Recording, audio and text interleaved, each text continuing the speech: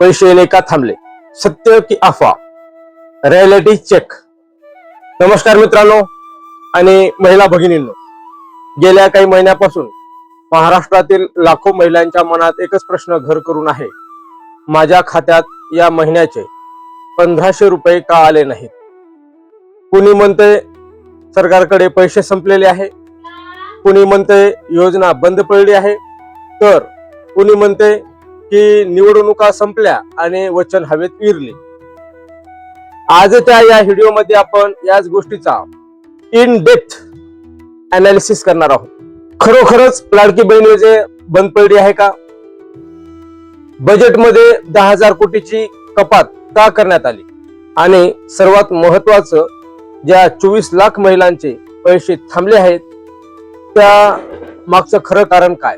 चला तर मग समजून घेऊया आजच्या या रियालिटी चेक मध्ये. चॅप्टर 1, समस्या काय आहे, द प्रॉब्लेम.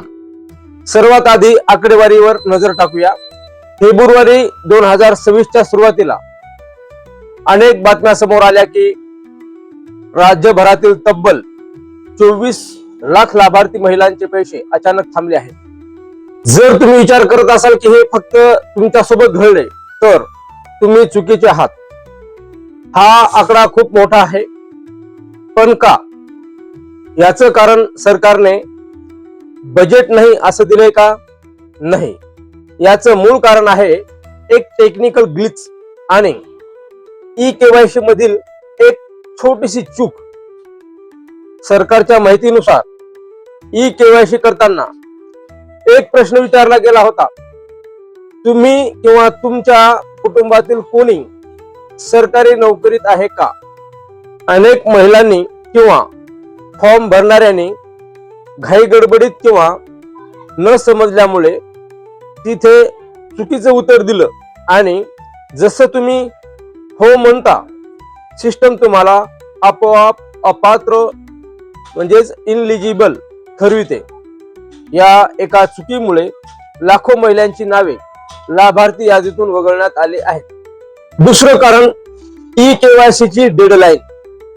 सरकारने 31 डिसेंबर 2025 पर्यंत ई-केवायसी पूर्ण करण्याची मुदत दिली होती. ज्याने हे केलं नाही त्याचे हप्ते जानेवारी फेब्रुवारी पासून थांबवण्यात आले आहेत. चॅप्टर 2, आकडेवारी आणि बजेट, द इकॉनॉमिक्स रियालिटी.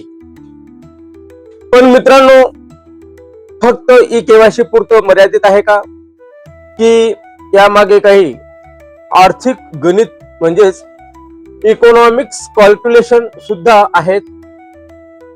जर बजेटच्या आकड्यावर नजर टाकूया, जेव्हा ही योजना 2024 मध्ये सुरू झाली तेव्हा सरकारने यासाठी 46,000 कोटी रुपयाची तरतूद केली होती.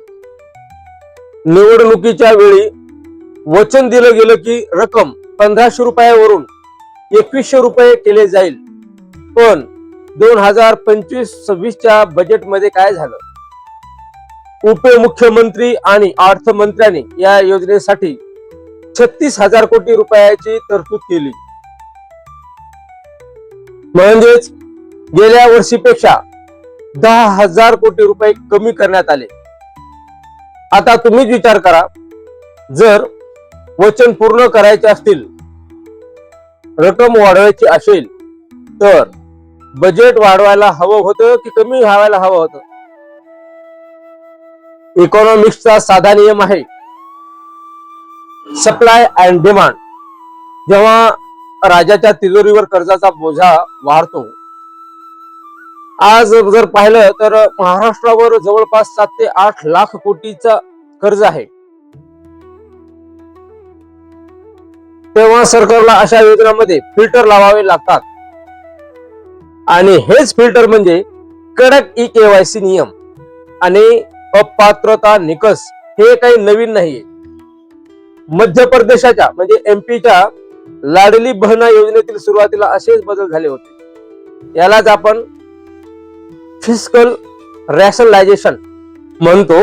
चॅप्टर 3, राजकारण वर्सेस वास्तव, पॉलिटिक्स वाज रियालिटी. आता वळूया याच्या राजकीय बाजूकडे. जेव्हा ही योजना आली तेव्हा विरोधकांनी आरोप केला होता की हे फक्त निवडणुकीपुरतं म्हणजे इलेक्शन गिमिक्स आहे. सत्ताधाऱ्यांनी सांगितलं की ही योजना कायमस्वरूपी आहे. वास्तव काय आहे? योजना बंद झालेली नाही हे सत्य आहे. आजही करोडो महिलांना पैसे मिळत आहेत. पण योजनेचा विस्तार थांबला आहे का?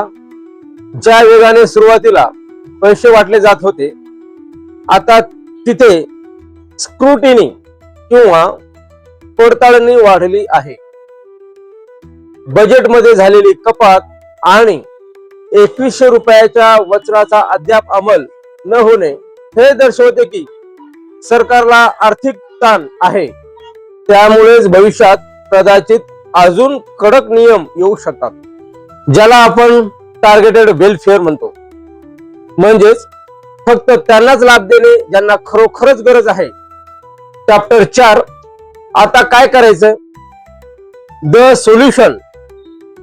ठीक आहे, समस्या समजली, राजकारण समजलं, पण आता सर्वसामान्यांनी काय करायला पाहिजे? जर तुमचे पैसे थांबले असतील तर घाबरून जाण्याऐवजी मी जे सांगतो त्या स्टेप्स फॉलो करा. नंबर 1, बँकेत जा. सर्वात आधी तुमचं बँक खातं आधाराशी लिंक म्हणजेच आधार सीडेड आहे का ते तपासा. DBT म्हणजे डायरेक्ट बेनिफिट ट्रान्सफर साठी हे अनिवार्य आहे. त्याच्यानंतर eKYC स्टेटस चेक करा. तुमच्या नारी शक्ती दूत ऍप मध्ये किंवा पोर्टलवर जाऊन तुमची eKYC स्टेप्स व्हेरीफाईड आहे का ते पहा. चूक झाली असल्यास, जर अर्जात काही चूक झाली असेल तर दुरुस्तीसाठी खिडकी म्हणजे विंडो उघडी ठेवली आहे का याची चौकशी तुमच्या जवळच्या अंगणवाडी सेविका किंवा सेतू केंद्रात जाऊन करा. मित्रांनो, अफवावर विश्वास ठेवू नका. जोपर्यंत सरकार अधिकृतरित्या योजना बंद करत नाही तोपर्यंत ती चालूच आहे. फक्त पात्रतेचे निकष तपासले जात आहेत. कॅल्क्युलिझम. शेवटी निष्कर्ष काय? लाडकी बहीण योजना बंद झालेली नाही, पण ती आता ऑटो पायलट मोडवर नाहीये. सरकार आता पैसे देताना प्रत्येक अर्जाची बारकाईने तपासणी करत आहे. 24 लाख महिलांचे पैसे थांबणे हा एक मोठा इश्यू आहे आणि सरकारने तो तांत्रिक दोष लवकरात लवकर दूर करायला हवा. पण एक नागरिक म्हणून आपण हे समजून घ्यायला पाहिजे की सरकारी तिजोरीवरचा ताण शेवटी आपल्याच कराच्या पैशातून म्हणजेच टॅक्स पेअर मनी भरून काढला जातो. तुम्हाला काय वाटतं? ही योजना पुढील 5 वर्ष अशीच चालू शकेल का, की यामध्ये अजून कपात होईल?